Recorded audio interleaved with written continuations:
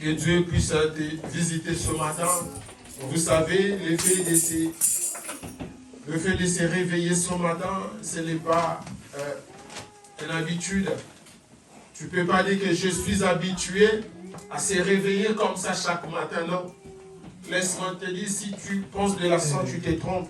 Le fait de se réveiller chaque matin, c'est la grâce de Dieu. Parce que la Bible nous dit que chaque matin, Dieu renouvelle sa bonté. Alléluia. Chaque matin, Dieu renouvelle sa bonté. Dieu t'a donné la force de se réveiller. Dieu t'a donné la bonne santé. Vous savez, il y a eu 2 ou 3 jours. Dieu m'a fait grâce que je puisse vraiment se lever aujourd'hui. Parce qu'il y a des jours passés, même pour parler. Le fait seulement de parler, tu sentais qu'il y a quelque chose qui n'allait pas.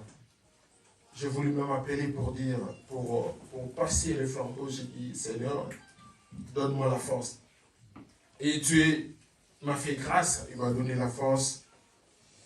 Et je suis là devant vous, et je bénis le nom de Dieu. Et je rends grâce à Dieu pour ma vie et surtout pour ta vie.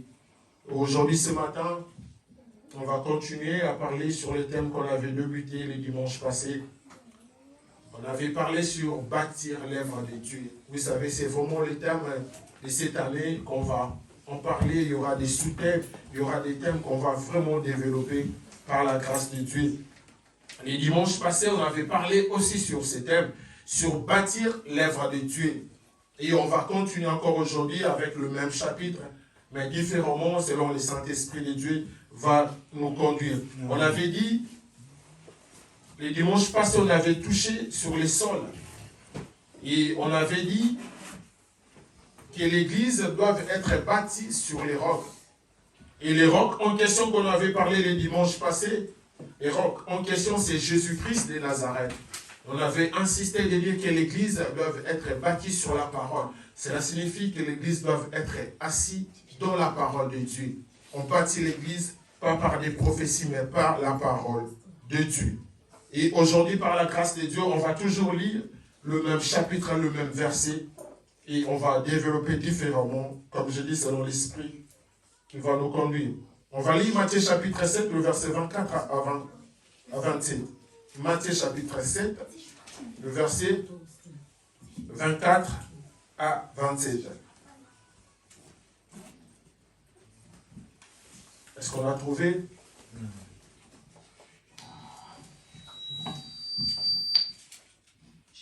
Est-ce qu'on a trouvé?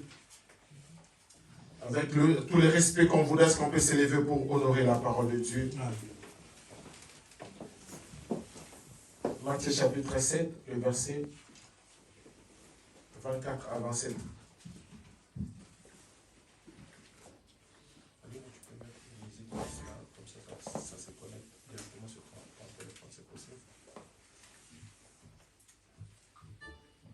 Est-ce qu'on a trouvé? Oui. Ça reste que tu peux nous faire la lecture aussi. Je lis au nom de Jésus. Amen. C'est pourquoi quiconque entend ces paroles que je dis et les met en pratique sera semblable à un homme prudent qui a bâti sa maison sur le roc. La pluie est tombée, les torrents sont venus, les vents ont soufflé et se sont jetés contre cette maison. Elle n'est point tombée parce qu'elle était fondée sur le roc. Amen. Mais quiconque entend ces paroles que je dis et ne les met pas en pratique sera semblable à un homme insensé qui a bâti sa maison sur le sable. La pluie est tombée, les torrents sont venus, les vents ont soufflé et ont battu cette maison. Elle est tombée et sa ruine a été grande. Amen. Acclamons pour la parole de Dieu. Amen. Acclamons pour la parole de Dieu. Vous savez, ici c'est Jésus qui est en train de parler. Il dit, quiconque attend ces paroles. Jésus commence à parler, il dit, quiconque attend ces paroles et le met en pratique. Jésus souligne que cette personne, c'est une personne prudente. Parce qu'il a écouté, il a entendu. Ensuite, cette personne, il a mis en pratique. Et Jésus insiste que cette personne, c'est une personne prudente. Mais par contre, si une personne entend la parole, mais ne le met pas en pratique, c'est comme une personne insensée. Alléluia. Amen. Ici, lorsque j'ai relis le verset, ce qui m'a touché, lorsque Jésus-Christ est en train de parler, il dit quiconque entend et le met en pratique. Tu ne peux pas mettre en pratique si tu n'as pas écouté. Alléluia. Pour mettre en pratique la parole, il faut commencer d'abord par écouter la parole en question. Tu ne peux pas mettre en pratique si au préalable tu n'as pas écouté. Voici ce que j'ai trouvé. Si tu n'as pas écouté, tu ne peux pas mettre en pratique. Mais il faut d'abord commencer par écouter. Mais ne te limite pas à écouter, mais il faut le mettre en pratique. Et si tu le mets, Jésus-Christ insiste, tu es un homme prudent, tu es un homme sage. Alléluia. Amen. Alléluia. Amen. Vous savez, lorsque tu lis ces versets, lorsque tu relis, le Seigneur, par sa grâce, il va encore t'amener loin. Il va te dire des choses. Tu vas comprendre beaucoup de choses. Amen. Il dit, si tu écoutes, vous savez, aujourd'hui, il y a un problème qui se passe dans les milieux chrétiens ou chez les chrétiens, chez nous les chrétiens. On a l'habitude d'écouter, on entend et on écoute souvent. Et même à l'église, on est là. La semaine, on est là. Lorsqu'on prêche, on dit Amen. Lorsqu'il y a une révélation qui sort, Amen. Mais l'applicabilité pose un problème. Aujourd'hui, c'est l'applicabilité qui pose un problème à l'église, chez les enfants de Dieu. On écoute la parole, on entend les oracles, on entend des hommes de Dieu prêcher, parler de la part du Seigneur, de dire le merveille. Mais pour mettre en pratique, là, ça pose un problème. Et lorsque ça pose un problème, cela signifie même ta vie est en danger. Lorsque tu ne mets pas en pratique, ta vie, ton avenir est en danger. Ici, Jésus-Christ, il est en train de prévenir déjà. Ici, Jésus-Christ, il est en train d'interpeller. son église et ses enfants. Il dit, écoute, et c'est bien d'écouter. C'est bien d'écouter la parole. C'est bien d'entendre les oracles. Mais ne vous limitez pas là-bas. Il ne faut pas se limiter juste à écouter la parole. Excellent enfant de Dieu, peuple de Dieu, ne te limitez pas à écouter seulement. Il faut aller encore plus loin. Il faut encore avancer. Il faut avancer.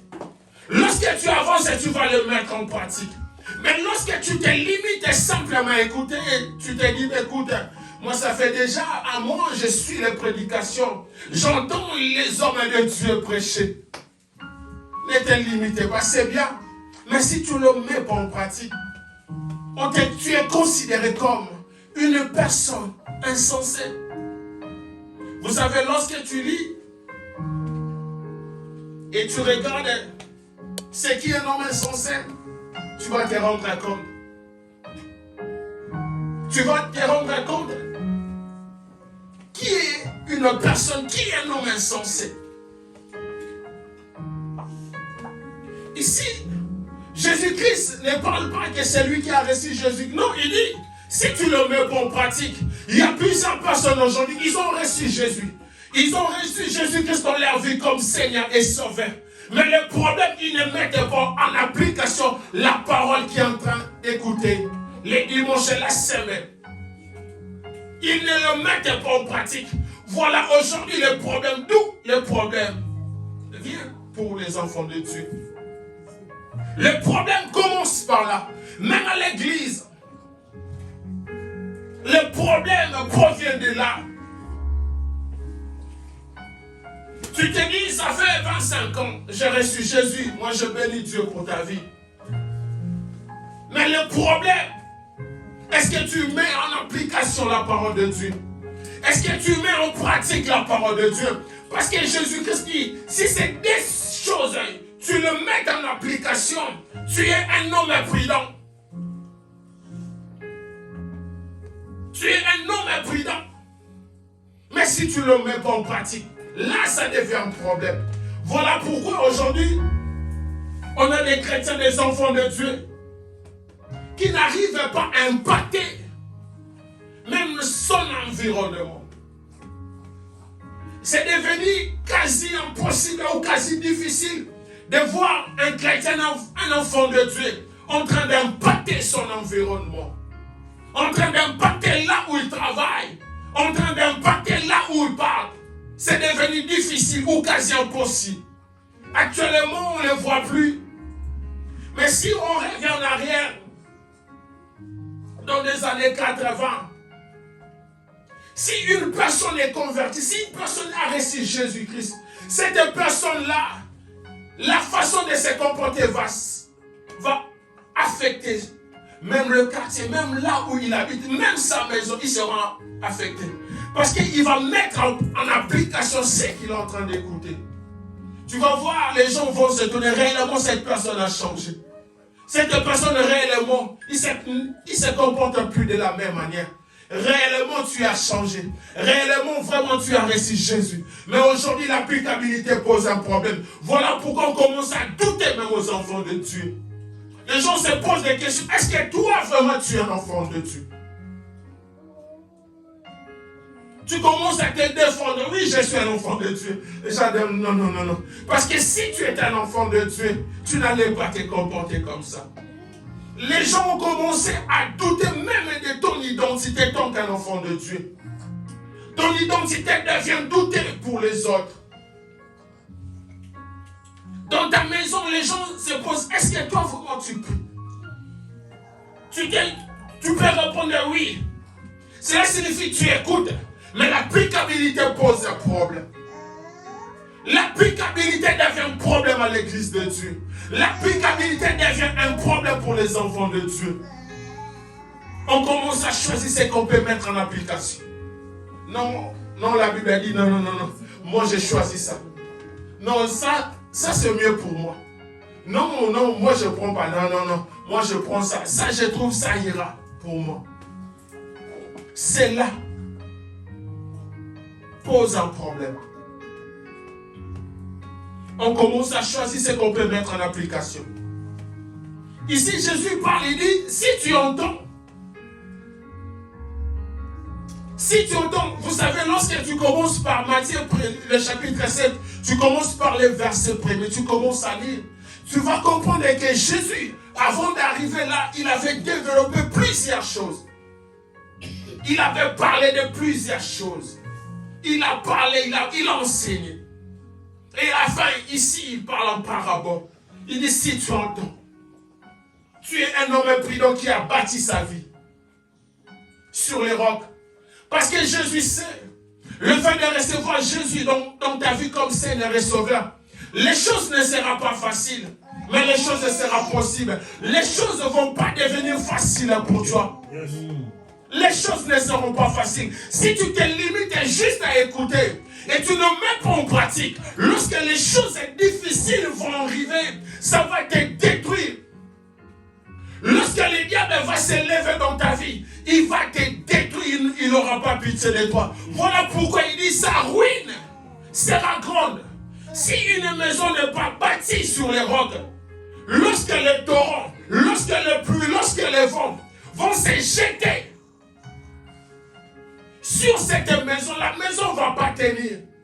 La maison va écrouler et sa ruine sera grande.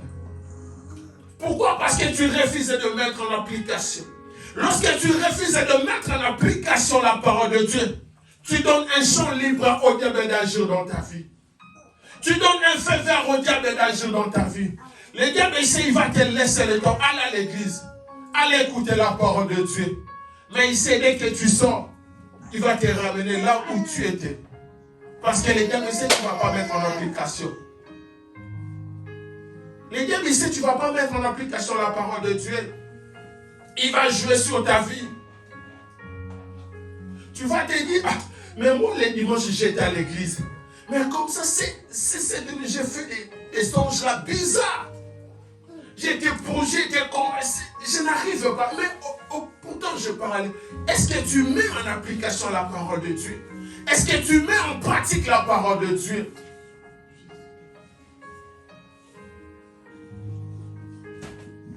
L'église de Dieu, on doit se réveiller. Vous savez, on ne peut pas toujours cajoler les enfants de Dieu. On ne peut pas toujours donner, tu seras béni. Je sais que tu seras béni. Dieu va te bénir là, je sais, c'est sûr et certain. Mais il y a des choses, on doit les dire à l'église. Si tu ne mets pas en pratique la parole de Dieu, tu donnes un champ libre au diable d'agir dans ta vie. Tu ouvres une porte grande pour que le diable puisse être détruit.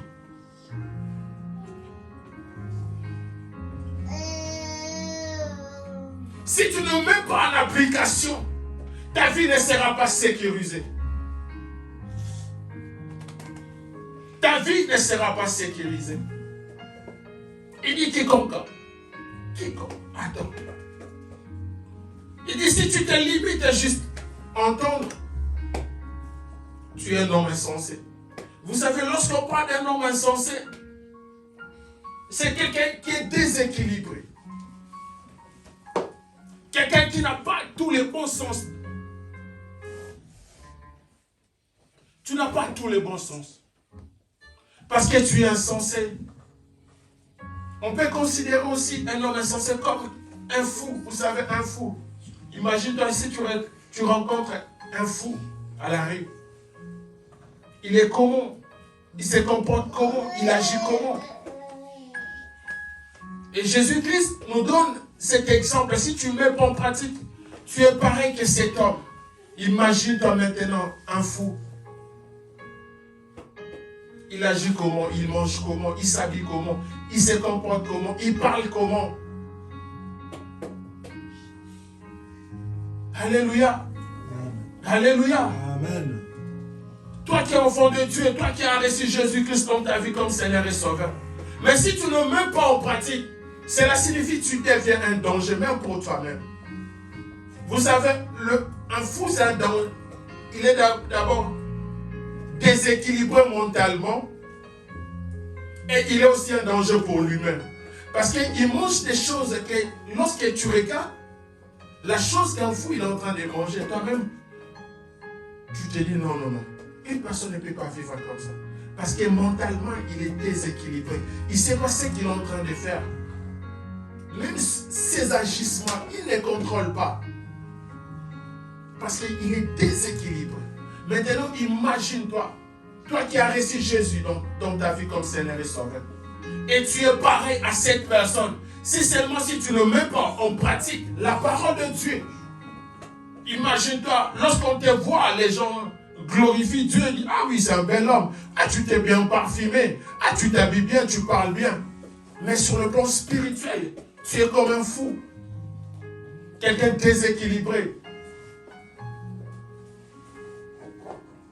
Excellent enfant de Dieu, l'église de Dieu. On doit revenir à la parole de Dieu. On ne peut pas vivre comme des gens, comment dirais-je, comme des gens qui sont juste là pour vivre. On a un but dans ce monde.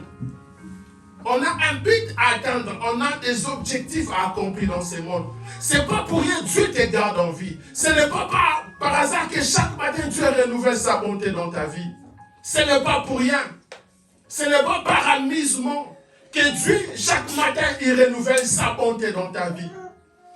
Parce qu'il sait, il a un plan merveilleux pour ta vie. Mais si tu ne mets pas en pratique la parole de Dieu, cela signifie que ta vie n'est pas bâtie sur Jésus. Ta vie, elle est bâtie sur le sable. Voilà pourquoi lorsque les problèmes arrivent, ça emporte tout dans ta vie. Tu peux avoir des projets, tu dis non, mais écoute, le mois de juin, je ferai ça, je ferai ça. Mais comme ta vie n'est pas assise dans la parole de Dieu, comme il n'y a personne pour sécuriser ta vie, tu ne vas jamais arriver à faire ces projets. Tu ne vas jamais atteindre tes objectifs. Parce que lorsque les vents vont arriver, il va tout balayer. Tu vas encore recommencer à zéro. Tu vas encore recommencer à zéro. Pendant que les autres avancent, mais toi tu es toujours sur place. Tu fais toujours du sur place. Tu n'arrives pas à aller de l'avant. Tu n'arrives pas à avancer. Pourquoi? Parce que tu négliges la parole de Dieu. Vous savez, le livre des Corinthiens nous dit que nous sommes le temple de Dieu. Tel que tu es là, tu n'es pas n'importe qui. Excellent enfant de Dieu. Tel que tu es là, tu n'es pas n'importe qui. Ne te minimises pas, ne te vois pas que tu es rien, je suis mon rien, non. Si tu penses de la sorte, enlève cette pensée en toi. Tu es un enfant de Dieu. Tu es quelqu'un que Jésus-Christ a investi dans ta vie. Jésus, il s'est investi tellement dans ta vie, tu ne peux pas te négliger. Il a payé un prix pour toi. Il a laissé toute sa gloire pour payer un prix pour toi. Avant que toi tu puisses naître, lui, il avait déjà payé un prix pour toi. Avant que tu puisses être dans ce monde, il avait payé, il t'avait choisi, il t'avait déjà pardonné. Pendant que toi tu commettais le péché, lui, il avait déjà payé un prix pour toi. Il a tellement investi en toi. Voilà pourquoi il veut que tu puisses mettre en pratique la parole de Dieu. Parce que si tu mets en pratique la parole de Dieu, tu seras plus que victorieux. Amen. Alléluia. Amen. Tu ne peux pas dire que celui qui est en moi est plus fort que celui qui est dans ce monde. Si au préalable tu ne mets pas en pratique la parole de Dieu. Alléluia. Amen. Vous savez, il y a des gens, ils sont sûrs. Lorsqu'il dit que celui qui est en moi est plus fort, la personne, il est sûr, il sait, il est sûr que c'est Jésus qui vit en moi.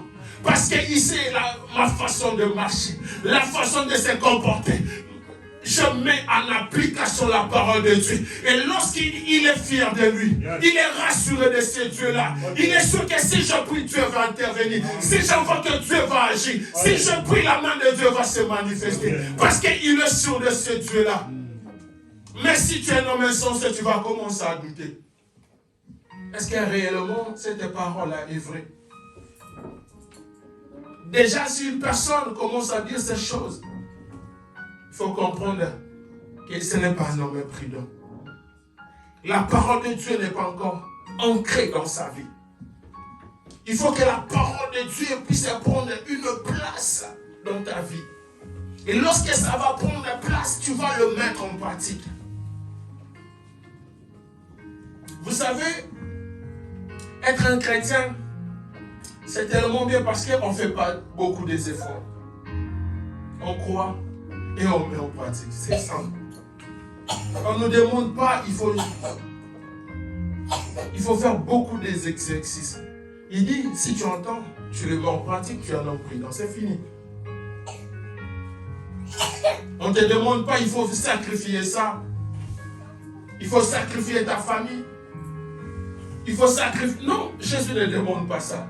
Il dit, lorsque tu entends, lorsque tu écoutes, tu le mets en pratique, tu es un homme prudent. Cela signifie, lorsque tu mets en pratique, Jésus-Christ, il voulait simplement dire, vous savez, si tu mets en pratique ma parole, je serai là pour te défendre. Yes. Là où toi tu n'auras pas la force, je me relèverai pour combattre à ta faveur. Lorsque l'échec va arriver, moi Jésus, je ferai en sorte pour que la réussite t'accompagne. Il voulait simplement dire, lorsque tu mets en application, là où les gens échouent, moi Jésus, je vais me lever pour te donner la réussite. Là où les gens vont tâtonner, moi Jésus-Christ, je vais me lever pour aplanir le chemin pour toi. Il dit, là où les gens peuvent dire que ça ne marchera pas, mais lorsque toi tu vas arriver, tu vas marquer une différence. Alléluia. Parce que la Bible nous dit, nous sommes une lumière, et cette lumière, elle est placée sur une montagne. Vous savez, ta lumière doit éclairer. Tu n'es pas n'importe qui. Il dit, tu es un homme prudent. Un homme prudent, tu n'es pas n'importe qui.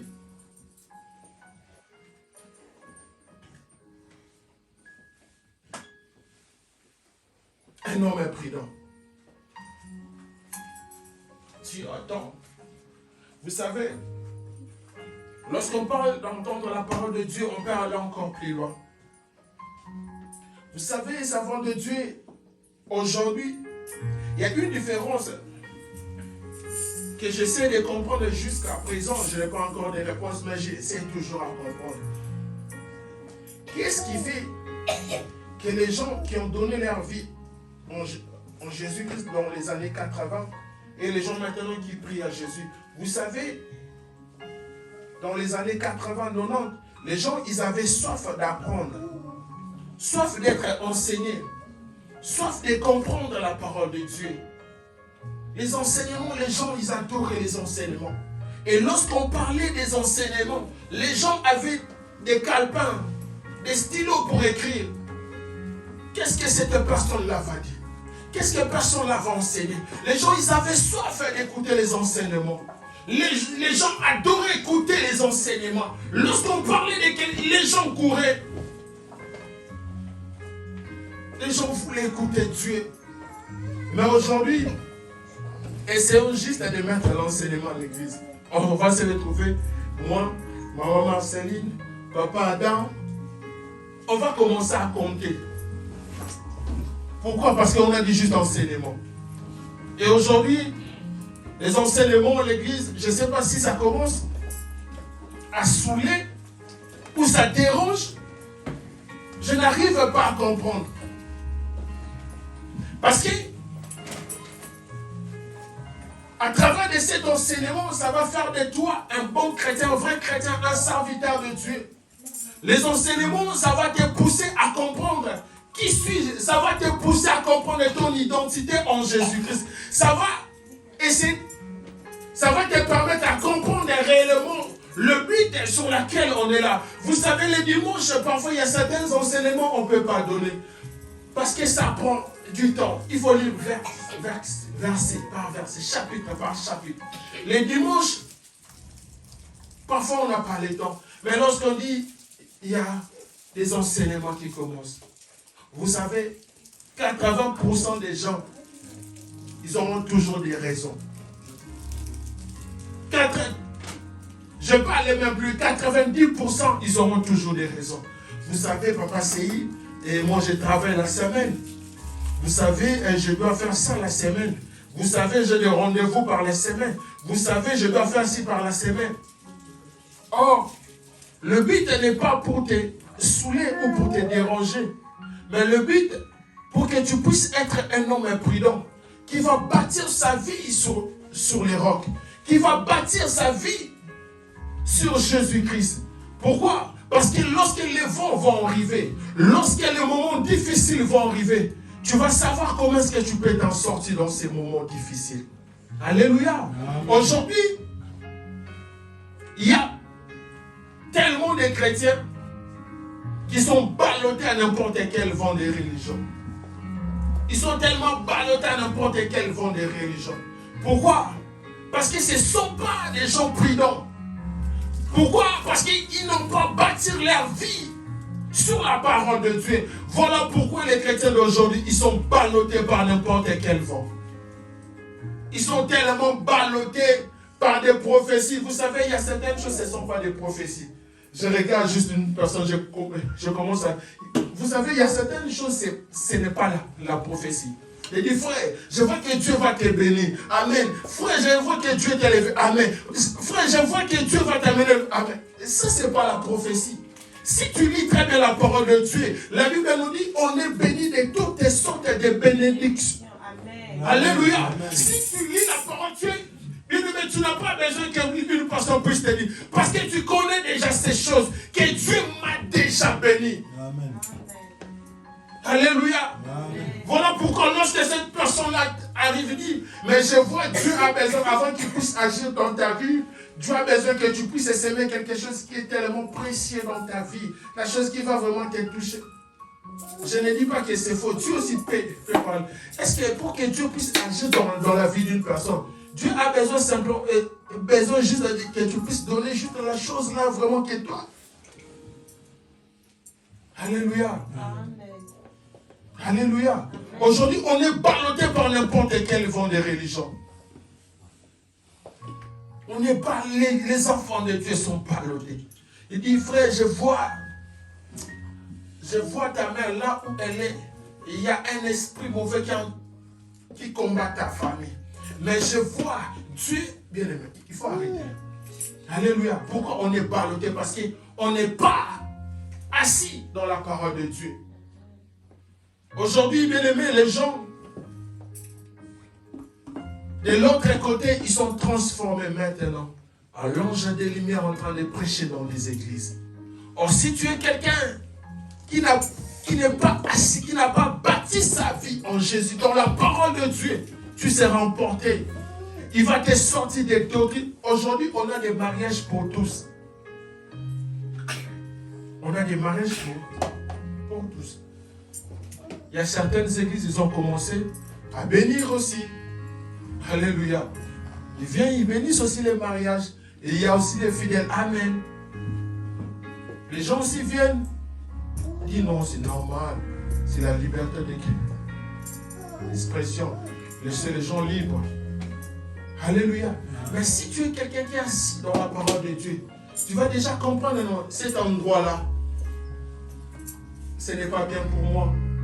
Je ne dois pas demeurer là. Je ne dois pas continuer là-bas. Je dois me retirer. Alléluia.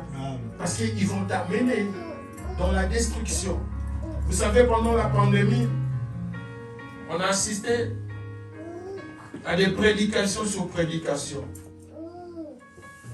Des enseignements sur enseignements. On a assisté à beaucoup de choses. On a assisté à beaucoup de choses. Les autres, ils nous ont parlé, vous savez, les confinements, c'était terrible. C'était la première fois que ça puisse arriver dans le monde. Que le monde soit confiné. C'était la première fois. Les autres, ils étaient à l'internet. Bientôt, c'est l'enlèvement. Bientôt, c'est déjà la fin du monde. Tout est déjà là, c'est déjà la fin du monde. Il y a eu des chrétiens qui ont cru à ça. Ils ont fait confiance. Maintenant, c'est la fin du monde. C'est la fin du monde. C'est déjà l'enlèvement. L'enlèvement, c'est déjà là. Parce que ce qui se passe, ça n'a jamais été fait dans le monde. C'est déjà l'enlèvement. L'enlèvement, c'est déjà la fin du monde. Où en sommes-nous maintenant? Où en sommes-nous maintenant?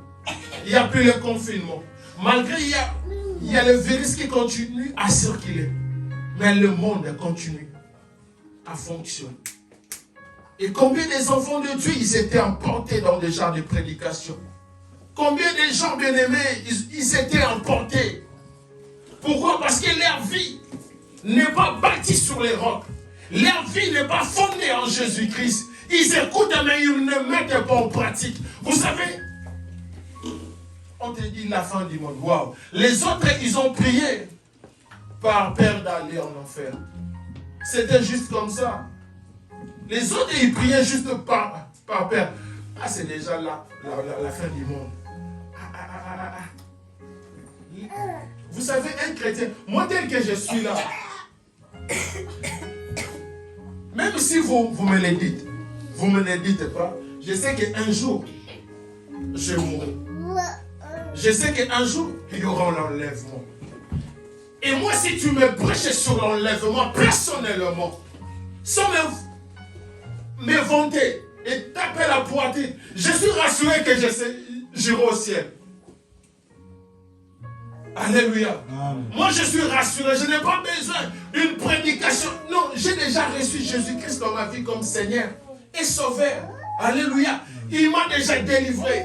Et pour moi, le paradis est assuré. Alléluia. Je n'ai pas besoin que tu puisses me faire effrayer ou me faire... Non, je n'en ai pas besoin. Je suis déjà rassuré. Pour moi, le paradis est rassuré. Moi, je ne suis pas déjà des chrétiens qui ont peur. Est-ce que j'irai en enfer ou au paradis? Non. Moi, je suis rassuré que j'irai au paradis. Parce que je sais, là où je bâtis ma vie, je sais, là où je fondais ma vie, je sais bien parce que je suis rassuré, je sais parce que je suis un homme imprudent, je sais parce que je mets en pratique la parole de Dieu. Lorsque j'entends et je mets en pratique la parole de Dieu, lorsque les vents vont arriver, lorsque les tempêtes vont arriver, lorsque les vents vont souffler, je ne serai pas écroulé. Pourquoi? Parce que ma vie est bâtie dans la parole de Dieu. Excellent enfant de Dieu, lorsque ta vie n'est pas bâtie dans la parole de Dieu, tu es un danger pour toi-même. Amen, amen, amen, amen. Tu es un danger pour toi-même. On nous a dit ici que l'enlèvement ou la fin du monde va commencer ici en Europe. Le mois de février, c'était quel mois? L'année dernière. On nous a donné des dates. Attention en Europe, il y aura ceci, il y aura des... Mais moi je suis rassuré, je suis rassuré. Parce que je sais que lorsque Jésus-Christ va revenir pour la seconde venue, il va d'abord ramener ses saints, il va rassembler son église, il va venir pour récupérer son église. La Bible ne parle pas de l'Europe ou de l'Afrique, mais la Bible nous dit que lorsque Jésus va revenir pour récupérer son église, il va rassembler ses saints, il va revenir récupérer son église. Et c'est fini pour moi, en Afrique, en Europe ou en Asie, mais lorsque Jésus-Christ va revenir, il va prendre son église. Alléluia. Je respecte les croyances des autres. Mais moi, ma vie est bâtie en Jésus-Christ. Amen. Même si aujourd'hui tu me donnes des prophéties que je n'ai jamais écoutées, je ne serai pas ballotté par n'importe quel vent de religion. Parce que je suis rassuré de ce Dieu-là. Parce que c'est Jésus-Christ, je suis rassuré. Ma vie est bâtie en Jésus-Christ. Ma vie est fondée sur les rocs, qui est Jésus-Christ de Nazareth. Il n'y a pas quelque chose qui peut me balloter. Il n'y a pas quelque chose qui peut me faire écrouler. Pourquoi? Parce que je suis rassuré en Jésus-Christ de Nazareth. Lorsque, bien-aimé, tu mets en pratique la parole de Dieu, tu ne seras pas ballotté par n'importe quel vent de religion. Aujourd'hui, on a tellement de croyances. Les églises Jésus n'était pas là. Un jour, je suivais un homme de Dieu. Il était dans un réunion avec le président d'Afrique. Il y a un président qui lui a posé la question. Il dit, pasteur, vous nous prêchez toujours de Jésus, de Jésus, de Jésus. Tu ne sais pas que cet homme-là, c'est un blanc. Nous sommes des Africains. J'ai été épaté par la réponse de cet homme-là. Alléluia. J'ai été épaté. Moi-même, lorsque j'ai regardé, j'ai dit, mais qu'est-ce qu'il va répondre cet homme? Mais sa réponse m'a épaté. Lorsqu'une personne est assise et fondée sur les rocs, lorsque les tempêtes vont arriver, Jésus-Christ sera là pour les défendre. La personne lui a posé la question. Il a répondu une question par une réponse. par une question. Il a dit, est-ce que tu peux me donner la couleur de la vérité? J'ai dit, waouh, quelle sagesse. Alléluia. Est-ce que tu peux me donner la couleur de la vérité? Vous savez, pour répondre à certaines questions, il faut être assis dans la parole de Dieu. Vous savez, actuellement, l'Église, il est en train de passer un moment terrible. Vous savez, toutes les signes que Jésus-Christ avait dit dans l'Apocalypse, ça commence déjà à s'accomplir petit à petit. Et l'Église doit aussi se préparer en l'enlèvement. Doit aussi se préparer à rencontrer Jésus-Christ. Vous savez, lorsque Jésus-Christ avait monté dans les Actes des Apôtres, je pense le chapitre 10, le chapitre 1er, le verset 10 à 11, lorsque les disciples regardaient Jésus monter, à un moment, Jésus-Christ avait disparu. Il y avait des hommes revêtus de blanc. Ils ont venu confirmer aux disciples. C'est le Jésus-Christ que vous avez vu monter. Il reviendra aussi de la même manière. Alléluia. Alléluia. L'église de Dieu